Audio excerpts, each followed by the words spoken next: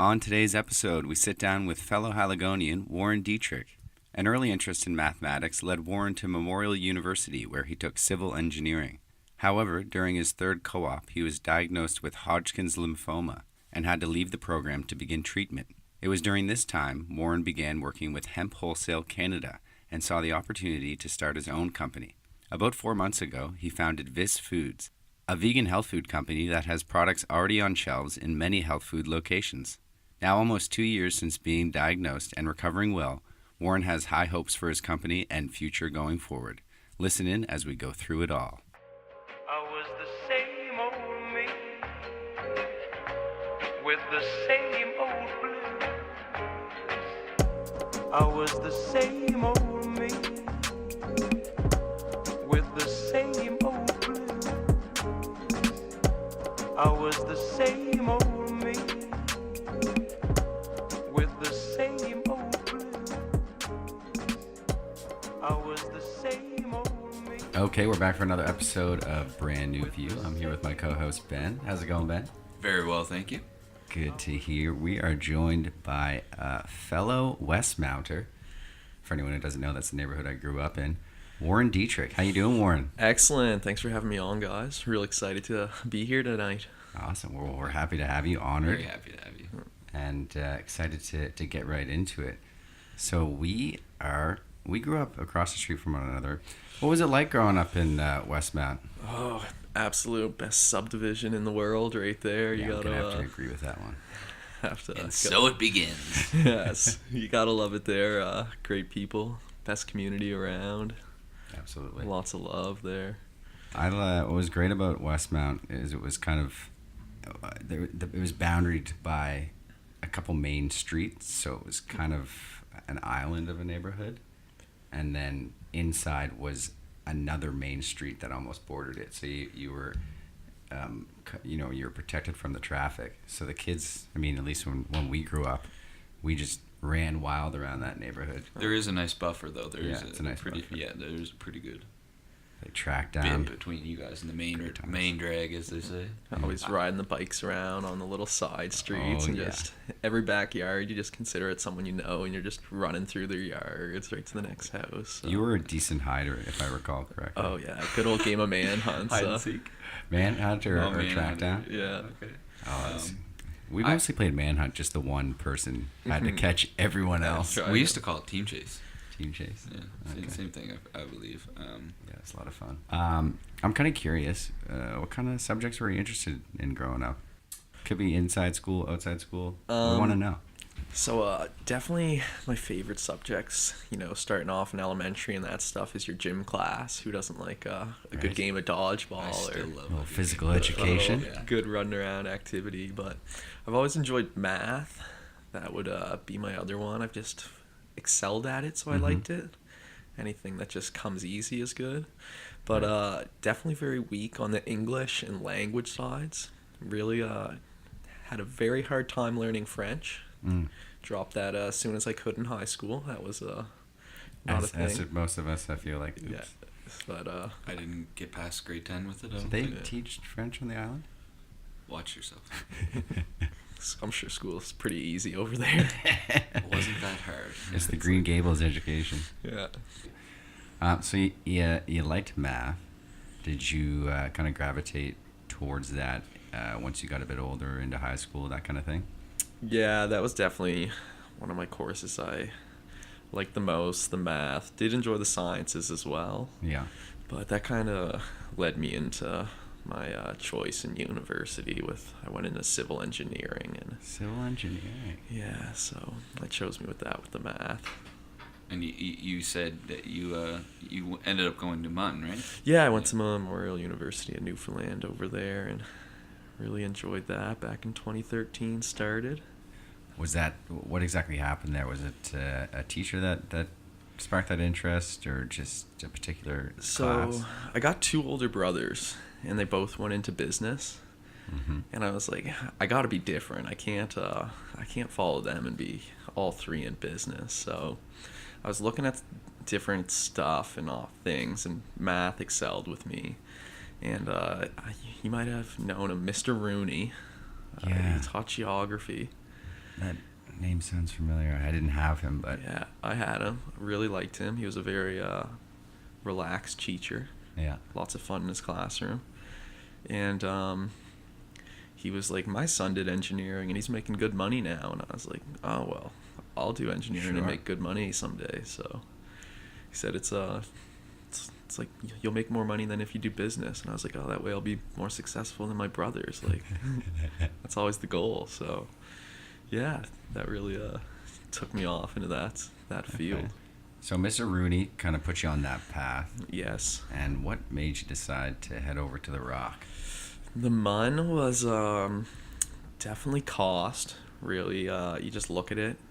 The tuition is so much cheaper. It's the cheapest university in Canada. And I had a good friend going there, my buddy Peter Moriarty. Oh, yeah. And I was like... Shout out, Peter. Shout out, Peter. Big ups. So when Pete was going, he decided, I was like, I'll tag along, and I wanted to get away from home. Didn't want to stick around at Dal or SMU and live at home, because it calculates to about the same cost to live at home and go to Dal. And he saw what was going on across the street with me going to Down, living at home. He was like, I want no part of that. Yeah. Got to get away, so. We've heard your story. I think that's great. That those are all good decisions that every individual should factor in when choosing a university. You wanted an experience from the sounds of things, and it was cost efficient, and it allowed you to not go to Dal or SMU, which would force you to live at home. Yeah. So it hit a lot of check boxes, so. Gotta like that. Yeah. Especially for What's that? university, which we've highlighted in the past. I mean, it doesn't always check the boxes for us, so at least you were able to do so heading into it. That's great. MUN, what a spot. Well, I think Had you MUN's- been to Newfoundland before? Well, this is what my dad says was a big influence for me.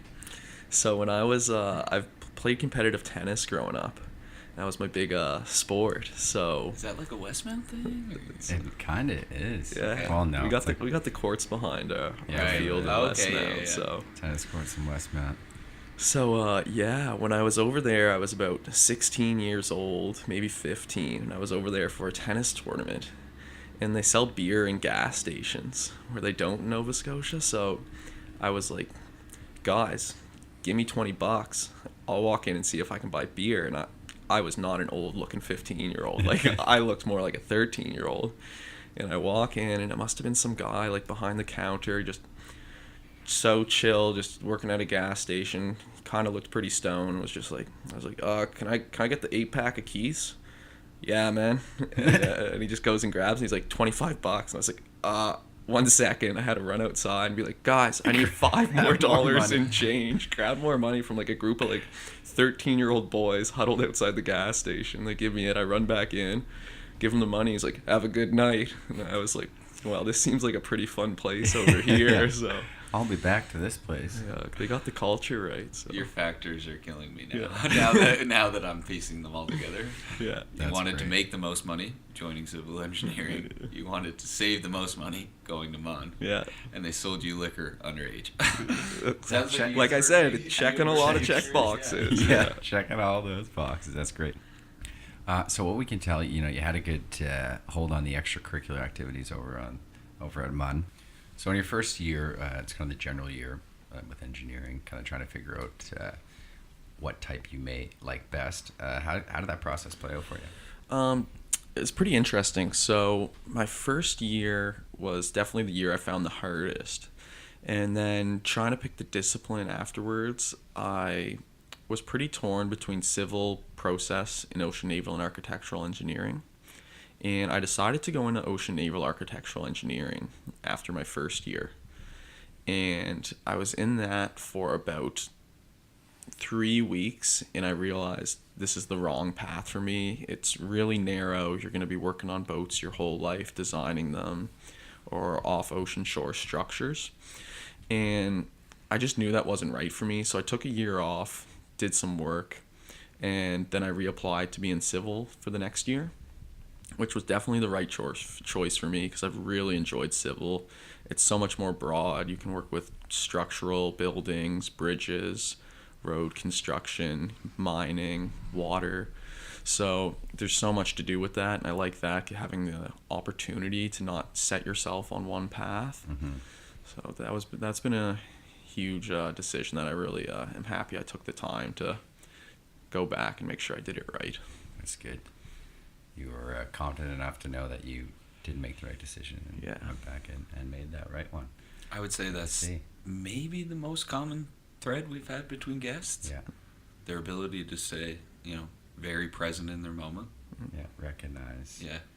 Recognize, something isn't going right. I better remove myself from this situation because ultimately it's not taking me where I want to be or where I want to go. Yeah, and it's always that nervousness too, because you're with your peers and stuff in your class, and some of them are your friends, and people are thinking, oh, are you dropping out because you find it too hard, and like you don't want people to like make these assumptions, or like, why is he quitting, like what's, you get that kind of label like, oh, he's dropping out of school, but you're just like, what you're doing right now isn't what you want to continue doing, so why continue that for another 3-4 years to get your degree and then spend all that money to have something that you don't want to be doing, and then you have to find it after? It's better to stop, take the time, and really at that point, fuck what anyone else thinks. Yeah, I mean, so you gotta I mean, the way you just explained it, you have to do what's right for you. Yeah. And otherwise it could lead to 10 years down the road of doing the wrong thing. Yeah, and having to go back and change it then. Yeah. And it can be hard to manage those social expectations. We're all guilty of it. We all want to portray ourselves as, we're doing well, we know what we're doing. So it can be tough. I think stuff like this, where we're talking, having deep conversation and putting stuff out there, is a step in the right direction. Because I think relatability, it's really funny. It's like everyone's at this big party and everyone has the same embarrassing secret and no one wants to talk about it. And if everyone would just talk about it, you realize, oh my God, we're actually all kind of okay and the same here. Let's do this. It's fine. It is kind of sad to think, though, that we are so surrounded but feel so alone in our pursuits of some endeavors like school. Like, as a perfect example, you didn't want to out yourself, but at the same time, that was the easiest way to, show the world what you were after or what you were up to.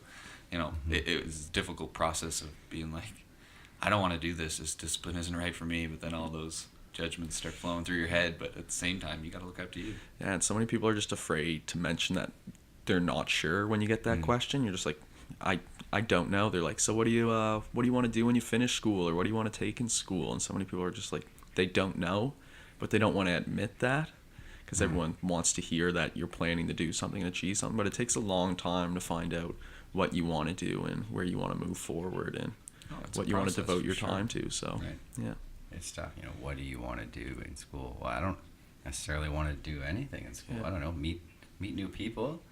Like, it doesn't have to necessarily just be a subject. But I think we've touched on those expectations. How teachers would be like, so which university are you going to? Without even the option of, are you maybe considering something else? Which I'm sure that's changed since we've been in high school. I don't know, Warren, maybe you can speak to that. No, not too much. There's the pressure to. But that word right there. Let's hint on that. You felt a lot of pressure to go to university? Yeah, well, I also exploited the option. The brothers went, and I always thought it would be cool to join the army. Is something I looked into.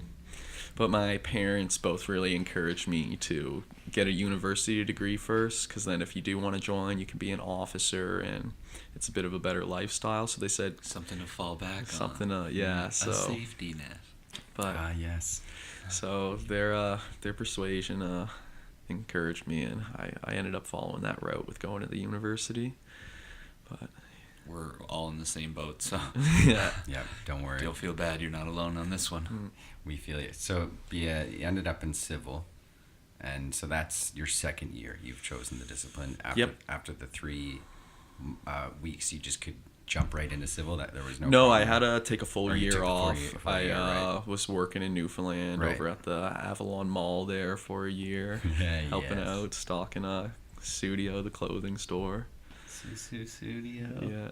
Man, I know it's we're kind of laughing about it, but at the same time, like, that's a huge move, being able to recognize that and remove yourself from it. Mm-hmm. I'm sure it wasn't easy. No, it wasn't. But Yeah. it was played For the out right. best, Yeah, for the Played best. out really well. Right. So that does take us into your third year over at Third year in Newfoundland, second year in university, I There guess. we go. Yeah, that would be right. So yeah, I continued with the civil for another couple years and finished my third year civil, which was definitely the right move. Had some co-ops in between. Engineering program at Memorial is mandatory co-op program. So you'll do a semester in school, and then a semester on co-op, and then semester in school. So you're either in school or on a co-op year round, which involves doing some summer school classes, which is never the funnest to be in school during the summer. But I've been there a time or two. yeah, It's an odd situation. especially when it's a nice day and it's warm I out. know. You're just like, I want to be outside right now, not doing this. If there's an option to wear flip-flops, I do not want to be in a hockey rink or a school. Right? I don't know why that is, but like that's how I feel. So you settled right into civil. How long did it take before you knew that was the correct path?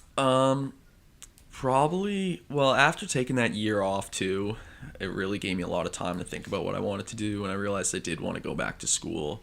And then when I got back, I had a lot more motivation to work harder and devote myself to time in school and getting good grades and being successful there.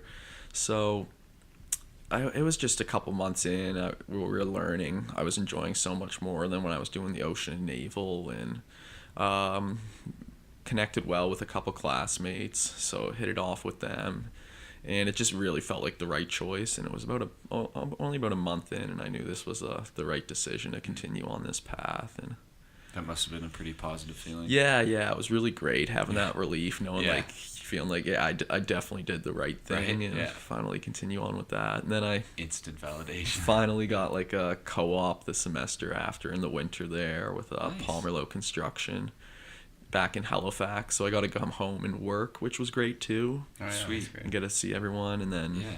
back to Newfoundland, and then they hired me on again. So Everything's coming up Warren at this point. yeah, so Yeah. it was real great there. But then things took a turn when I was supposed to come back for my third co-op with Palmerlow Construction, which was in April 2017.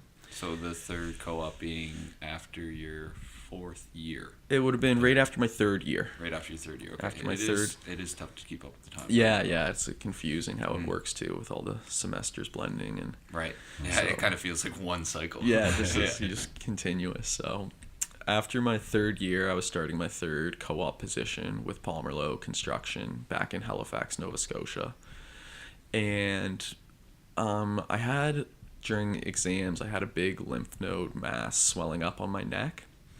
And I thought it was just from going through exams. Maybe I had a bit of a sore throat and stuffed up in a cough, and I was just doing those late night hours, grinding, staying up on the coffee to get through exam period. Came back and was still feeling kind of sick and tired. So I went to my family doctor, and he said, "You probably just have a chest infection. I'll put you on some antibiotics, but just to be safe, we'll send you to the hospital to get an x-ray." So I got an x-ray done, and I had a very wide width, close to like 6 inches spread across my chest of a lymph node that was affected because I got diagnosed with lymphoma cancer. So in April 2017, I was diagnosed with Hodgkin's lymphoma cancer, and that kind of put the co-op on pause and put all the schooling on pause, and I've been battling that continuously for 2 years now. Yeah, that kind of changes things, doesn't it? Yeah. Man, that's heavy. Yeah, so that put a big How big was the lymph node? 16 centimeters, so it was That's very large. very massive. It was pressing Yeah. on a lot of organs in my chest and stuff, and really making sense What's why. like the typical size of one of those? Like I'm picturing in my neck having a few. Your lymph nodes would probably be only like 2 Yeah, like the size of your 3 fingernail. centimeters. Yeah. They swell up when you get a cold. When you Exactly. get like That's a how I cold or know like you're- strep throat, yeah, like that's they how you know they're there. you can kind of feel them And you have it down in your groin too. I'm your just trying to groin, picture your that, yeah. armpits, and Yeah. are the main areas. So, I mean, if you don't mind kind of going into it, what was that like initially hearing that news? It was just, as you could imagine, such a shock to hear that, because as I said earlier, like I've always played sports my whole life, and I would have considered myself someone just healthy and not a smoker or anything. So like you wouldn't expect to just all of a sudden one day out of nowhere be diagnosed with cancer. But it was just a huge surprise and shock for you. It's kind of tough to put into words, like the realization of like what happened. You still kind of, till this day, it's like unbelievable to me. Right, It's it's kind of like this is that actually happening. Yeah. Kind of thing. So just a huge shock. And I remember like, Do you remember where you were? yeah, I was in my living room, and I remember the doctor calling me, and I just had the chest x-ray done, and he called me, must have been like half an hour after having it done, just when I got home. And I was like, that's really weird for them to be calling back this quickly. And he's like, hi Warren, just got the x-ray fax back. It was pretty urgent stuff. He's like, you have an extremely large mass in your chest. Can't say for certain until we conduct the other tests, but it's very, very likely, basically saying, doesn't want to get any liability issues, but you have lymphoma. So that just kind of came in a shock. And the hard thing is, like, how do you tell your family that at 23 or at 21 I was at the time, that you just got diagnosed with cancer? So I remember the first person I told was my dad. And I think I waited a couple hours, kind of let it all sink and settle in, and like, what does this mean? Like, how are we gonna go forward? And I remember the thing I told him, I was like, the doctors think I have lymphoma. I don't think we should tell Mom. I was like, I think she's gonna freak out. And he's like, that's kind of something you have to tell your mother. And I was like, no, I think that's going to add a lot of stress, because my mom gets stressed pretty easily and is pretty, That doesn't sound like a mom. a high-strung woman. So Right, I was kind of like, I think we should just like try and keep it hidden for as long as we can. But he told me a story. So my dad had prostate cancer when I was in elementary school. It's made a full recovery from that. But he was like, when I was diagnosed with prostate cancer, I didn't tell my mom, because she was older. She's passed away now, but she was in like her 70s in a nursing home in Ontario. And he's like, I didn't think it'd be a good idea to tell her why she's in the nursing home. She had Alzheimer's, it's forgetful and stuff. But she found out by calling his work phone and was like, hi, is Tim there? And it was forwarded to the person who was taking over for him while he was in hospital recovering. And the guy was really French. It was like, bonjour, hello. Like, oh, no, Tim? Who's this? It's his mom. No, don't you know Tim is recovering from his cancer treatment? Like, Oh no. I had no idea. So like his mom like called him and was like all worried and stuff. Like, why didn't you tell me? And he was like, it was definitely not a good idea to not tell her. So he said, I've learned that mistake. You have to tell your mom. So Yeah. I told her.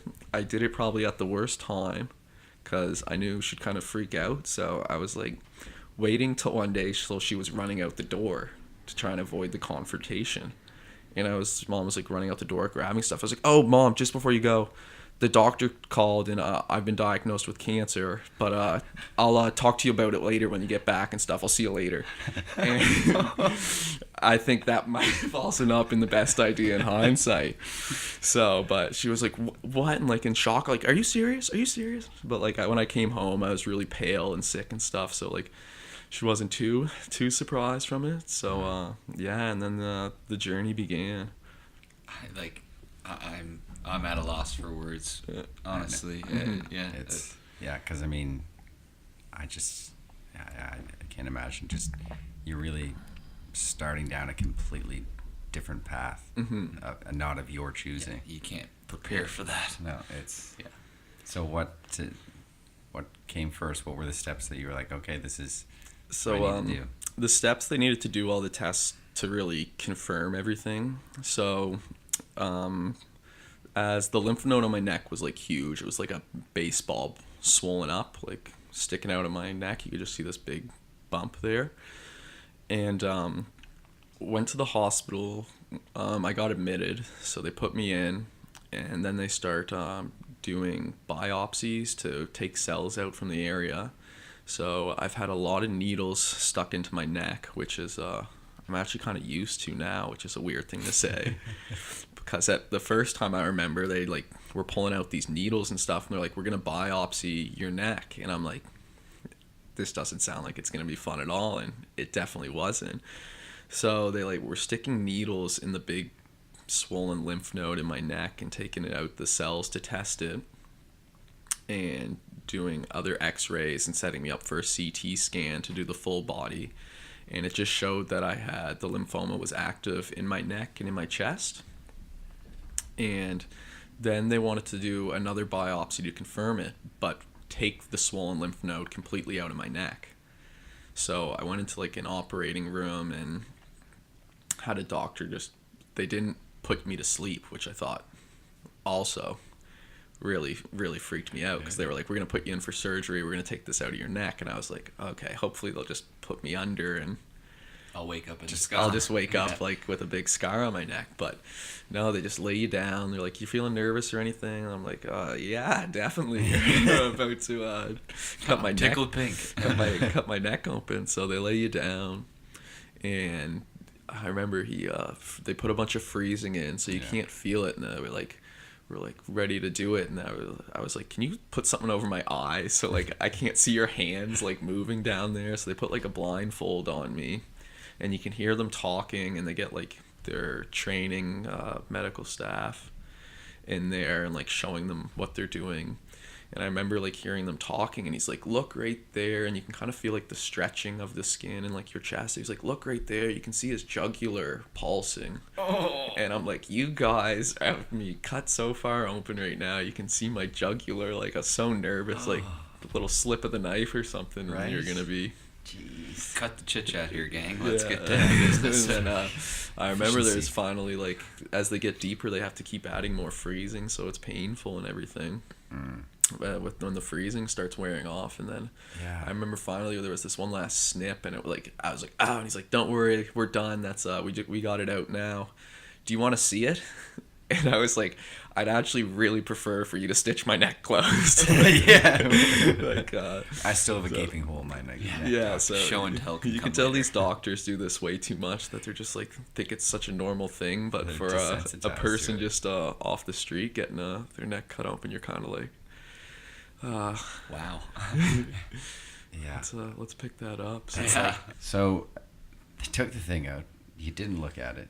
I did afterwards. They stitched me back up, and then I was like, all right, now I'll take a look at it, and saw this. What is it? It's just like it looks white? It's like white, and it kind of just looks like a little bean that's like all swollen up. There was some black in it. I'm assuming that was the cancer. I don't think that's supposed to be in a healthy looking one. Yeah, usually when they show like specks of black or whatever on lungs and stuff like that, it's not good. Yeah. So got the thing out. Had a little peek at it. Yes. And then did they address the lymph node on your chest, or? No, that one they just assumed would be from the same swelling from the same cause, and they had a good assumption that it would be the lymphoma.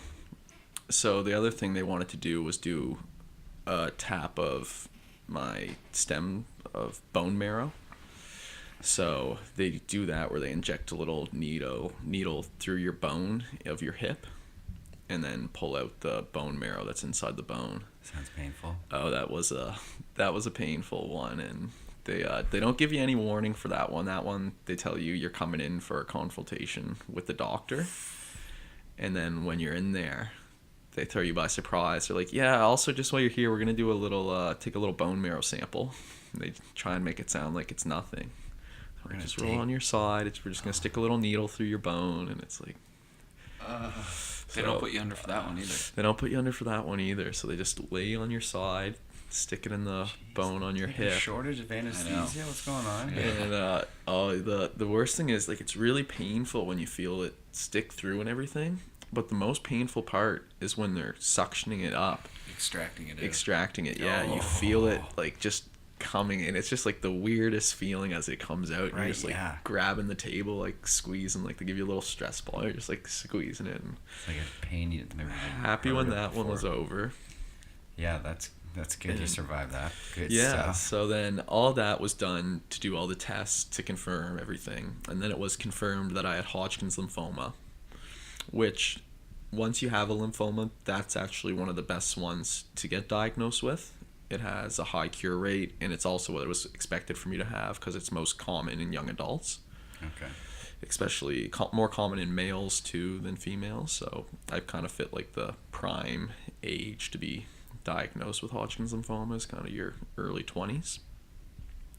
So once all that was done, I started chemotherapy right about the right beginning of May, or maybe end of May 2017, started my chemotherapy, which was referred to as ABVD chemotherapy, which all the letters have an abbreviation for drugs that are too hard for me to say. Yeah, drugs that are several syllables long. I think the average listener won't mean much to them anyway. Were you able to defer from MUN then? Were you Yeah. able to put it on hold? So I put everything on hold at MUN and dropped out of my co-op there, told them all my them the scoop. diagnosis. They probably understood, eh? They were pretty understanding about that. They told me get in contact if I ever get healthy again.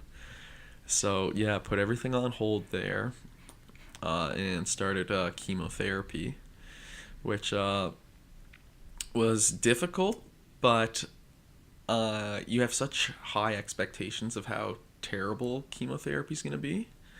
It was tolerable. So if you look at it, if you're positive, I consider myself pretty trend here.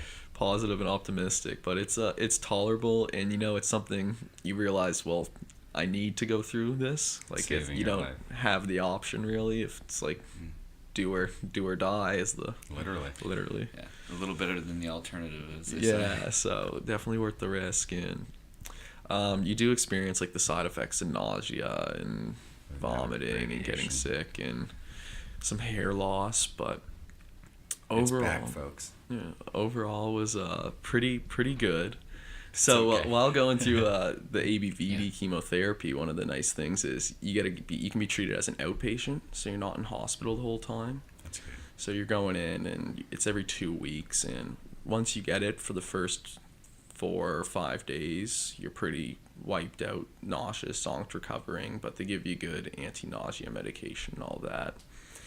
But then you come back in and they do it again, and you always just know what's coming, so that's always, you're like, all right, this is going to be the week I'm sick, next week I'm healthy. You kind of schedule yourself around that, start planning your life around it. Yeah. And how many rounds did you go through? So with that, I went through 6 cycles of ABVD chemotherapy, and the plan was then to have radiation begin afterwards. So we did a PET scan to make sure everything was good, and I went in and started my first radiation treatment, which was interesting. They put you in a big machine, and you kind of just lay there, and lasers line up, and you lay there for a couple minutes, and then they're like, it's done. You don't feel anything. Seemed much better than chemo. But when I came in for my second radiation, I was supposed to go for around 30 days straight. They said they reviewed the PET scan results, and the cancer has spread to my armpit.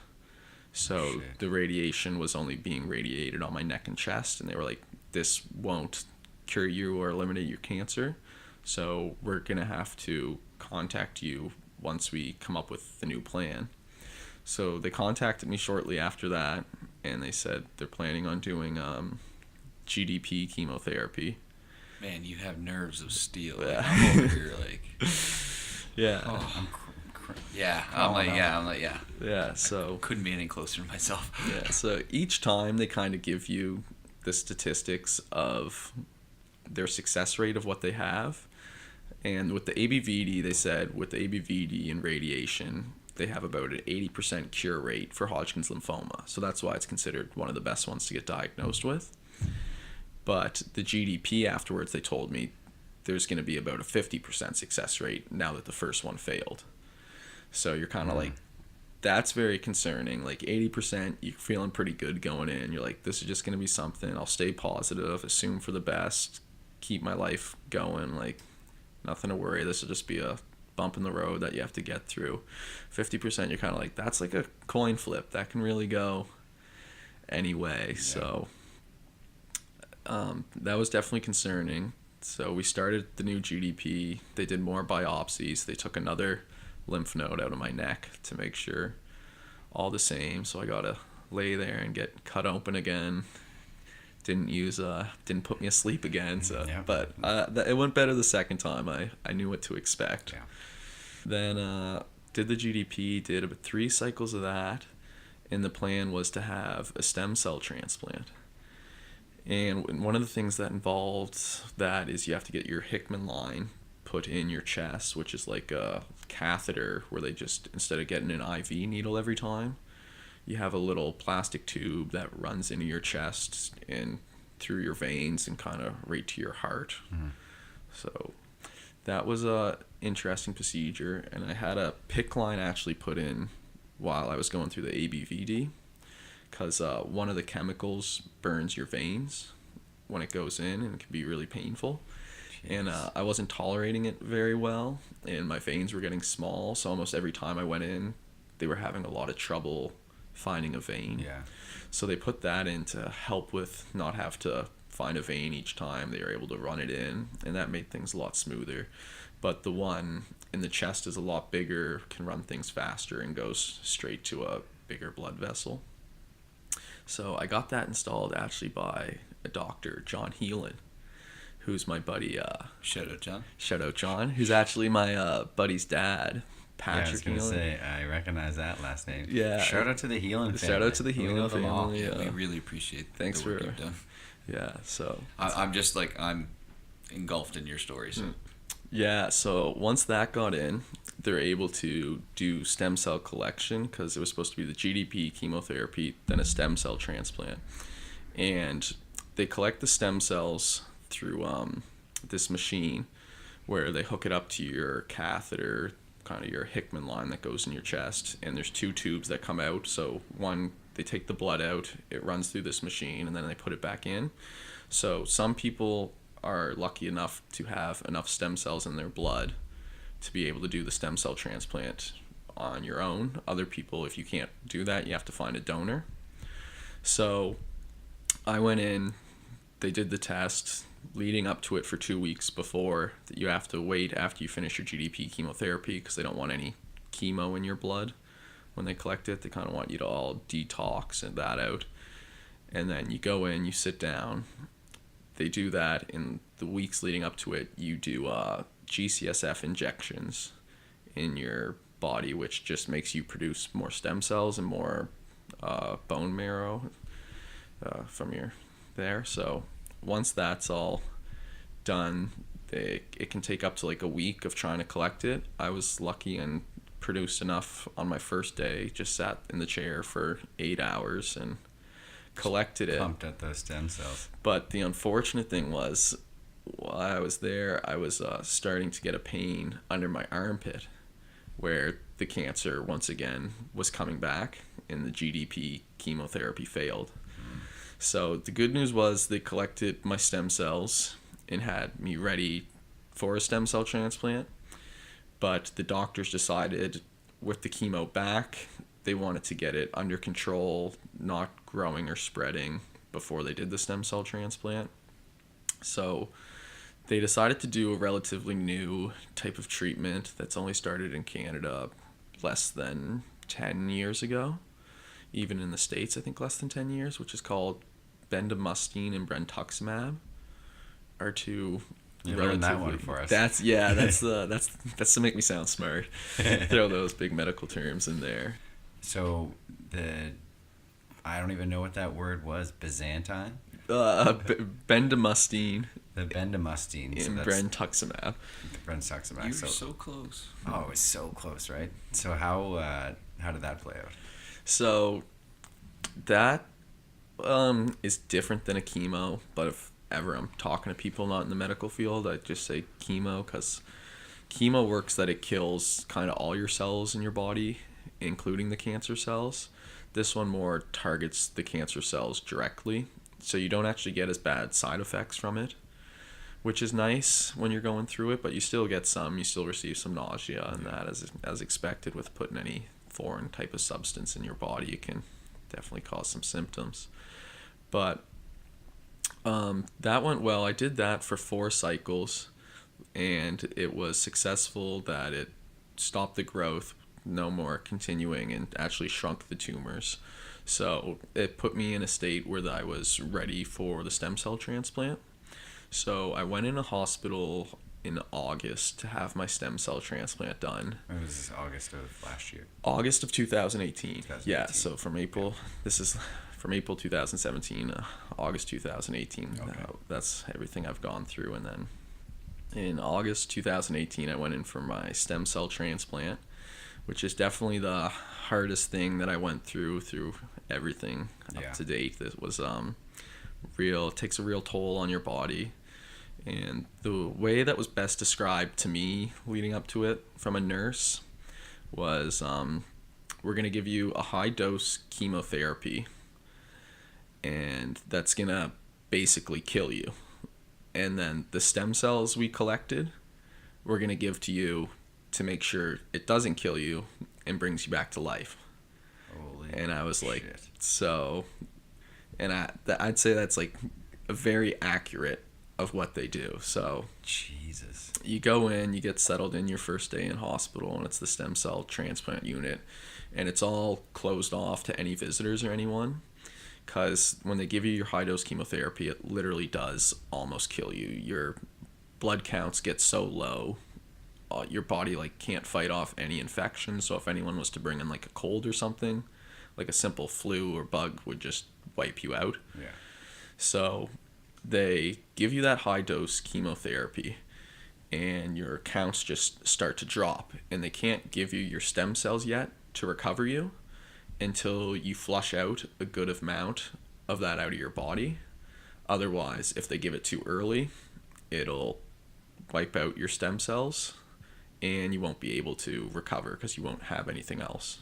Because your stem cells can form into any type of blood cell. They're generic, and then form into your white blood cells and all that stuff. I'm learning a lot. Yeah. So I've learned a lot through this. I didn't know any of this going before Wait, you're I was trying to tell diagnosed. us you didn't know any of this? Yeah, you before? weren't an expert. Yes, yeah. So, yeah, it's been I've learned a lot going through all of this. So once you get that, there's a white blood cell count that's called your actual neutrophil count, which kind of controls, like, kind of attacks, like, sicknesses off and stuff like that. I hope no medical expert listens to this and is like, everything he's telling is a complete lie. Dr. Ryan Acosta. We're happy if you're listening, so Yeah. give us a break. Yeah, so your actual Come neutrophil on. count, mine normally going into it was around 4,000 is what they counted when they do blood samples from you. It went down to 0 when they gave me for about a week. So you do your high dose chemo, brings all your counts down. You wait about 4 days, so you flush some of it out, and then they give you your stem cells to recover, which is really one of the most concerning parts, because they have this one bag of stem cells that they collected. If it doesn't work or go into you properly, then that's kind of your toast. You're toast. They don't have a backup bag. It takes months, years for people to find donors for a stem cell transplant. So they're there. There's about 5 doctors in the room, a stem cell specialist, and like 3 nurses. So like your bed around you is just crowded, and you're feeling already just so awful. You're just there lying down, and you're like, couldn't feel worse. And they're putting this in you, and it has to go in. They have it frozen with preservatives in it, and they have to get it in you within a certain time, or else it starts to be a concern that they'll start to die as they're not flowing through your body and stuff. So it's a pretty intense room when that's going on, some seriousness. The preservatives cause a really weird taste in your mouth while they're going in and stuff, which is pretty just gross, like garlicky, weird flavor. So they gave me a sucker. That was the one good part of it all. It was yummy. It was like orange. Nice. So you're sucking on that while it's all going through. And had all good success with that. All went in well. And then they just hope that it works well, because some people's bodies will reject it, and then you're in like a big concern of what's gonna happen. Like, you need these to start your recovery.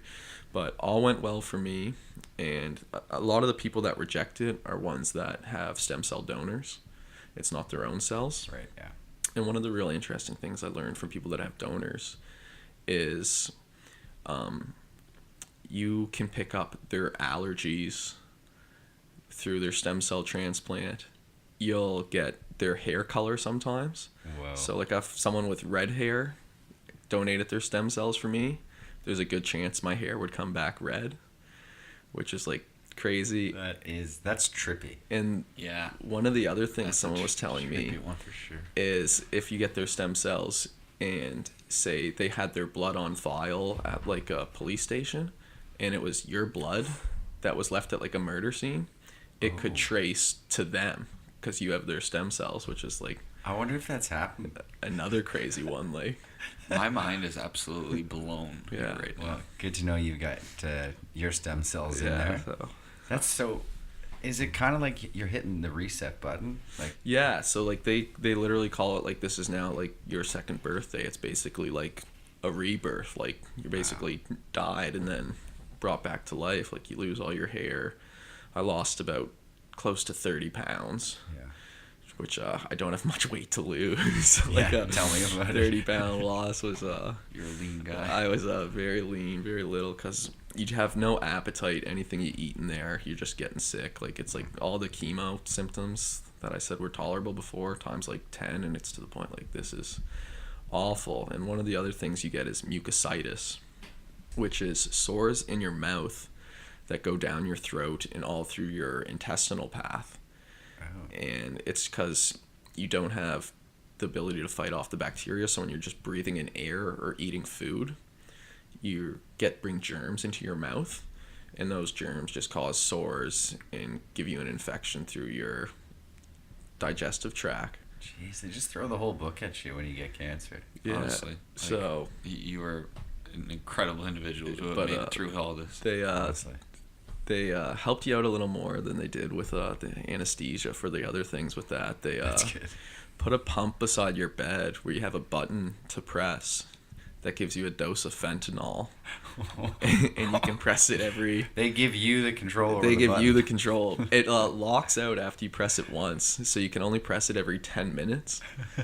But if you just keep needing it, you just keep pressing it. So I You was... got your timer, like, yeah, 5-0. Alarm is set. Okay. Okay, And boom. again, yeah, And so- alarm is set again. I took good advantage of that because there's not much else to do in there but dose yourself there till you fall asleep, because being awake was just painful on its own. That's really tough. So that was, when did you get out of the hospital? So I was in hospital for about a month. Yeah. They switched me to a different unit down the hall as I started to improve, and then eventually my counts were up enough that they were able to take me out of the hospital, which was great. But if I didn't live in Halifax, I'd have to stay longer, because when I was released, I still wasn't eating or drinking a lot just because I'd get sick if I did, and nausea. So they still had me on strong nausea medication. I was still on really close fever watch. If I had a fever, anything a temperature above 38 degrees, I had to go in because there's a chance you'll go septic with that. So all that was pretty intense, and I'd have to go into the hospital daily for the first week to hook me up to fluid bags to make sure I wasn't getting too dehydrated, and just running blood work tests. And then it switched to every second day for about 2 weeks, and then every 3 days, and then eventually it was just once a week. So Okay, wow. yeah, long process, but Long haul, yeah. slow recovery. They recommend for a stem cell, if you're working and stuff, where I'm younger, they expected a quicker recovery. And over the age, I think it's around like 65, they won't give you a stem cell transplant because they have too low a success rate of you coming back. Like your body's just too old to kind of recover it from it. Regenerate, yeah. It'll they told me when I was going in, there's a 10% chance of death with the stem cell transplant, which is kind of just like, that's Any chance of death is... that's Yeah. One in 0.01 is enough to I'm out. yeah. Oh, that is... screech me out of the room. So, I'm wondering, what did you do to stay sane during all this?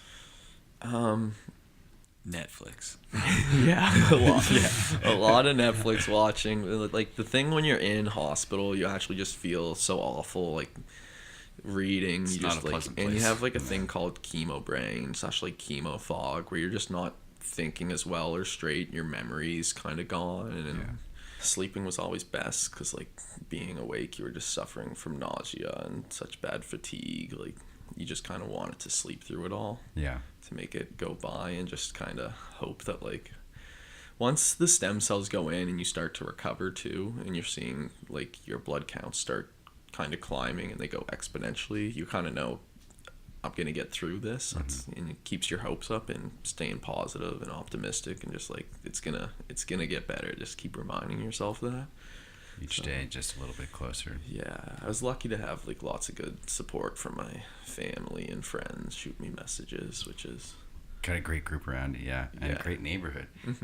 Yeah, so right now I'm still going through maintenance treatment where I'm going to be continuing the brentuximab until May. I'm doing 12 cycles of that, which is pretty tolerable. There's not much side effects. I go in every 3 weeks, and they just put it an IV in me, treat me for that.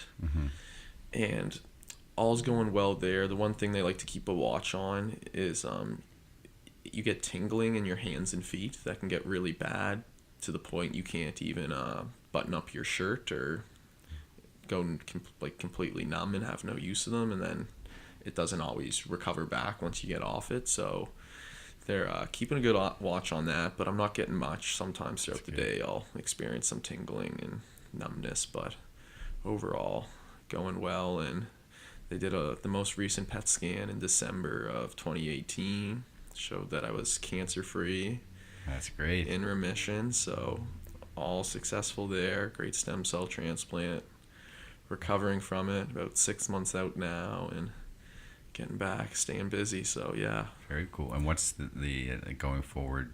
Will you monitor it for a certain number of months, years, or? Yeah, so after I finish this treatment in May, they'll want to kind of let it detox and wait about 2 to 3 months, and then do a PET scan to test and make sure we're still in the same place.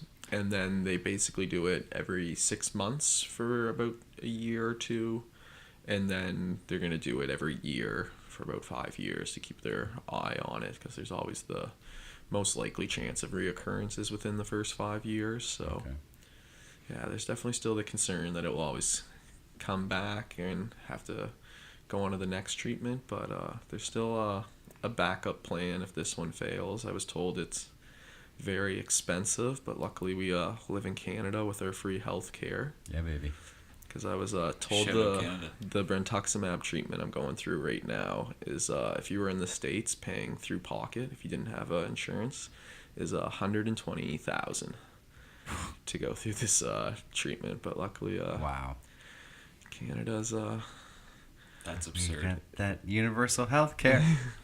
It really is absurd. yeah, so Man, what a thank journey. you to all the I know. taxpayers that Yeah. keep me alive. There we go. I can't get over it. The journey you've been on. I mean, Yeah, it's been a crazy you took 2 us- years, yeah, like you going took through us- this all, and Yeah. on quite a ride, and have left school, and everything was on hold. yeah. Now we're kind of present day. You mentioned staying busy with things. What are you staying busy with? So, as I started recovering about 4 months ago, I have 2 buddies. One, David Giffen, who is a Westmount boy. Shout out, David. Shout out, David. And my other friend, Jack, Springvale guy. Shout out, Jack. Yeah, shout out, Jack. And Honorable mention. No, just honorable mention, Jack. joking, that- Jack. I don't even know you. Have started a hemp wholesale ingredient company Okay. out of Windsor, Nova Scotia, and they've been producing bulk hemp foods for about 2 years now. And just recently, I was starting to feel better, and I wanted somewhere where I could work but have some flexibility. So I started off just being like, why don't I volunteer some time with you guys? I know you're setting up they just a couple months ago started a new factory in Windsor, Nova Scotia. They were producing in Bridgetown. I said, why don't I help you get your new factory on the go, help you produce, get to learn a little bit more about the company you guys are building, and see how it goes. So I started helping out with them, and they have some real big. A lot of what they do is sell their foods to companies that repackage it and sell it under their own label. And I said, I'd really like to do what these companies are doing with the products you have, because they're producing hemp protein powder, hemp oil, hemp flour, all from hemp seeds that they buy And around do they Canada. just sell to wholesalers, or do they have their own brand? They that just go sell direct to customers? through wholesalers, Okay. and they didn't have anything going direct to customers. So I've partnered with them to start a business called VIS, which is VIS. It's the Latin word for power and energy Oh. and strength. There's which the we, answer I was looking for. Yeah. You answered the question I didn't even have to ask. Oh, there we go. So we've started that, and it's been really exciting. We've only been working at it for about a little over a month now, and we're getting lots of demand for the product. It's been a lot to get everything in place with labeling and packaging and all that under control, but we are in 7 stores now. Just That's awesome. yeah, Congrats. around locally. Congratulations. We're in some big talks with some big national retail distributors. Baby. So we want to build this into a national brand. That's our goal, to get it nationwide, and then from there see where we can keep building. But That's really cool. How do you differentiate yourself from the competition? so our main thing is, right now we're offering, our first product we released is a protein and fiber hemp powder. And our main focus is providing a product that's high in protein and fiber, because so many products out there are protein supplements and getting your protein in your diet. We also wanted to include the fiber, because half of Canadians don't get their daily recommended dose of fiber. And through this hemp seed, it's really easy to do that if you add this. It's not flavored at all. It's all natural. I can attest to that. So you can add it to smoothies, oatmeal, granola bars, energy balls, power balls. It's added on top of Very salads. versatile. What's a Powerball? You ever make like little oats and I thought you chia won it seeds? in like a New York gas station, the Powerball. Right. I've had the energy ball, but is it, I some people just call energy balls Power power balls? balls. Okay. Yeah. So did you win the Powerball the other night? I'm still hungry, so. That's cool. So very versatile product. yeah, very versatile. You can add it into a lot of things, and it's all produced locally in Windsor, Nova Scotia. So That's great. Yeah, you're all over social media right now. Mhm. You're on Global the other day. on global. You're on that. We ran into you at the perfect time. Yeah. Really, I mean, this is kind of on Right. the upswing, right? What have you found to be some of the challenges so far? Our biggest challenges is just introducing the product to people, where there are a lot of other The educational proteins phase. and that, and a lot of people are uneducated about hemp and hear that associate hemp with marijuana, where ours is The like devil's lettuce? yes, that. So ours is like no THC or CBD. Hemp plant is from the same family as the marijuana plant, but it's used in food ingredients rather as You can do anything with hemp. yeah, it can Build be a house. yeah. Man, you should see the things you can do on marijuana. Anyway, keep going. So the hemp seeds are fantastic, just a source of protein and fiber, your omega-3s, 6s. So we put it through an oil press, dry it, mill it, sieve it to create our powders, and then we also are hoping soon in the future to be selling a hemp oil, which is a much more sustainable source of omega-3s and 6s than fish oils that people use, and can be added to salad dressings and other.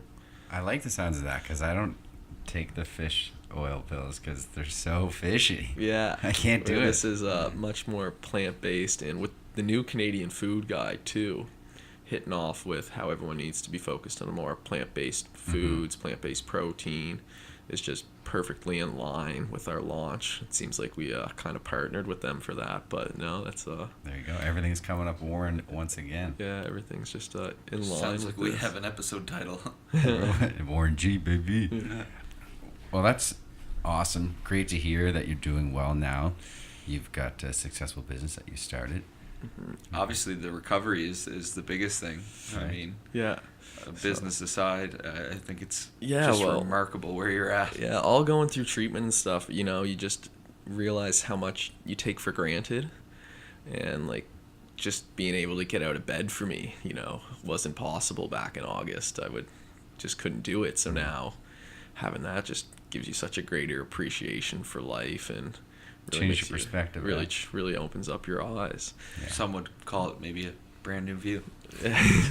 I would say so. That's awesome. Yeah, so, and I've been doing a lot while going through this, researching on how to like improve your chances of success through cancer treatment, and a lot of stuff is mentioned, plant-based diets, eating healthier.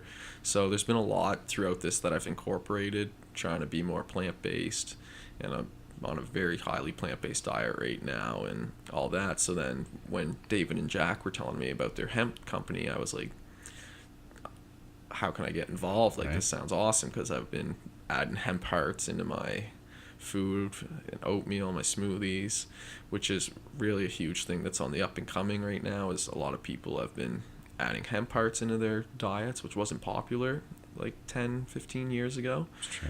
And I think like in another few years, everyone's going to be adding VIS, hemp protein and There you fiber, into go. their diet. So I think you're right. Does that sound think like you're right, a too. repeat guest opportunity? Hell yeah, it does. Sounds like it to me. absolutely. We'd love to check in a year from now or 2, 3 and Yeah. see exactly how you're doing with everything. I mean, Absolutely. it's been an incredible journey thus far. Yeah, there's been a lot of changes. So I have two questions. yeah. Usually we don't preface our questions by suggesting how many there are, but I want to hear what it's like to be on a completely plant-based diet, like just kind of what that entails on a daily basis. Yep. And I'd also love to hear about future plans. I mean, where's VIS going to take you? Absolutely. So, plant-based diet. I normally wake up every morning and start with a smoothie and some oatmeal. So I'll go with my almond milk, whatever frozen fruit I have laying around. I like to throw some ground flax seeds, some chia seeds, and obviously lots of VIS in there.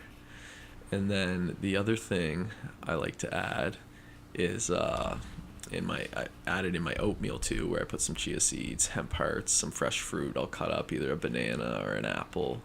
Start with that, my day with that. So it's a good source of protein, fiber, right off in the morning. Then I switch it over to for lunch. I like to go with a salad. Okay. So normally You got my mouth watering. Normally spinach, I'll make up a little dressing with oil, throw in some hemp oil into the salad dressing, get your omega-3s and 6s, and Some VIS oil. some VIS hemp oil. Only available right now at the Seaport Farmers Market on Sunday. Nice. Why don't you go this Sunday, guys? Yeah, might as well. Whatever Sunday you're at while listening to Whatever this. Sunday it may be. It might be Sunday The next right now. Sunday after you listen to this. So, yeah, that's great, and then we're hoping to bring that into stores with our other product, and Seems like you're getting a decent reception so far. So that's yeah, encouraging. we're really good. Wait, A lot now of you haven't finished your daily. daily, and then we're only at lunch. for dinner. Right, he wants his 2 questions yeah. asked. You better do it. Yeah. Yeah, dinner. I've been quiet all episode. I go with a pretty strong like veggie stir fry often. Other sweet potatoes or something. I like to go with something pretty filling for dinner, so I'll go with some sweet potatoes, some pasta. Lots of different options there. Yeah, so I just watched Cowspiracy, and I am leaning towards a plant-based diet. yeah. Well, it's When do you a lot find of time to watch these things? I don't sleep. That's fair. a lot of people that I've been talking to, like one of the cool things they'll do is they're like, oh, I go plant-based Monday to Friday, so like they're a vegetarian Monday to Friday, and then on the weekend they have their They go ham. they go literally go. Look at him. I almost broke my neck. That quickly. That's actually a good idea, because I don't want to say goodbye to meat altogether. Yeah. But is it ever made ethically? Who knows? That's a whole nother podcast. So that's your answer to question 1. Yep. Are you satisfied? Very. I am. Thank you. Personally. Yes. Okay. Yes.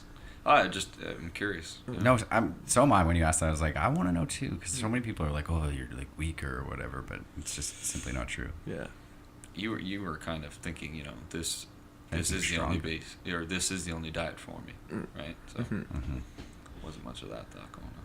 So that's the day to day. That's the day to day. Now I can hear about, can hear about. Sorry, We we can can all. hear about what the future has in store for you. Yes. So, definitely going to continue growing VIS, hoping to bring this into a national brand. So we're reaching out to lots of nationwide retailers, have some meetings going, and we're getting pretty close to having some growth there. So I think that'll be something exciting in the coming months that we see happen. I don't want to get too far into detail or disclose any names of company names, but Rats, we couldn't get them. we're having success there. So that's going to be the other thing. And then we really wanted to bring more products into the VIS line. So we've launched our protein and fiber hemp powder. We're trialing the hemp oil down at the Seaport Farmers Market and are working on labels and everything for that. And then other ones, we have so many different ideas of what we want to do, and we have the hemp production facility, so it's great that my partners have control of that. But the other products, we want to start blending other vegan items together and maybe go with start selling our own energy balls, creating them with the VIS. We have different protein contents we can create of the hemp protein powder, so we might work with a higher protein VIS. So VIS Power Bars? VIS Power Bars, something in the future. Yeah. So we want VIS to, Bites. not set any limitations and just say there's endless possibilities and really see where growth goes and what our research development shows, and Yeah. Just kind of taking it day by day. yeah, kind of see where the demand is and I can what type of visualize it now. trends start taking off, and just pursue them and really see Was How that we go. daunting for you to embark on a journey like this, where you not necessarily, or you maybe don't necessarily have an entrepreneurial background with the civil engineering? No, three no. quarters of the way finished. Yeah. So, my other two business partners, one's actually a chemical engineer, and he's the one who really wanted to start the production facility and does kind of all our producing, checking the nutritional facts, knowing how to produce the highest quality product and that. So he's a highly intelligent guy and is doing an amazing job at producing the top quality product for our brand. And then the other guy is in law school and is extremely intelligent as well. So I feel like I'm partnered with some very well people that when we all put our minds together, we work well and kind of reach a lot of different avenues, have a great network. So we're doing that to Collectively, you're able to figure it out Collectively, we're despite your backgrounds. putting perhaps. it together. Yeah, we're none of us. It's pretty interesting because none of us have the Business, business yeah. background, but we're all involved in this business. So it's A lot of it is just figuring it out on the go. just Sounds like business to me. yeah. Business 101. Yeah. I noticed that Live Bees using your stuff. That's pretty cool. Yeah, Live B is recommending our stuff, trying it out. Shout out Live B if you're listening. Wouldn't mind a little recipe you throw out there with some VIS in it. Try it There you go. out. We'll see. Speaking of which, do you have any social media for folks to follow, or Yeah, any way to reach you absolutely. aside from the Well, market? you can follow me on Instagram at Warren Dietrich, Warren.Dietrich, WarrenDietrich, Diet Rich. Yeah. And you can also check out VIS Foods at www.visfoods.com. And just mentioning the website, a huge thing I forgot to mention is 10% of our online sales goes towards the Leukemia and Lymphoma Society. Because if I have a pretty close connection I was with like, that. is that and, do you hold close to your yeah, heart? that, close holds to that heart there. organization? So, yeah. All right. I think we'll finish it off there, Ben. How do you feel? I feel like Warren was incredible. That was an amazing story. I am just I am blown away by your recount of it all, and obviously where you've been able to land with it all. I mean, you've been through an awful lot, but man, oh man, we really appreciate you sharing it with us. Yeah. That was awesome. And you've taken something that and can be seen in a lot of ways negative, and you've turned it into this positive where you're creating a career for yourself, and I think that's great. that shows a lot of maturity and growth.